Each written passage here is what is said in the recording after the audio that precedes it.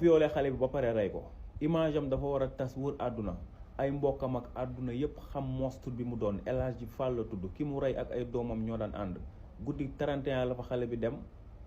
mu jàpp ko violé ko xale bi riposté mu rey ko jàngat bi ci njëkk nag mooy léegi meurtre yi yépp presque say proche ñoo la koy def ñi la gën a jege ñoo xam ne foogee woo leen ko sax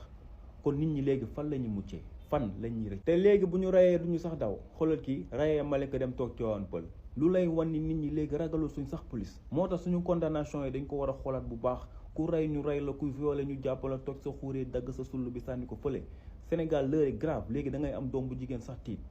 bu yeboon na parents yi gën a vigilant ndax cas viol yi daf fi bari kii dafa rey moo tax mu siwle mais viol pédophilie yi daf fi bari trop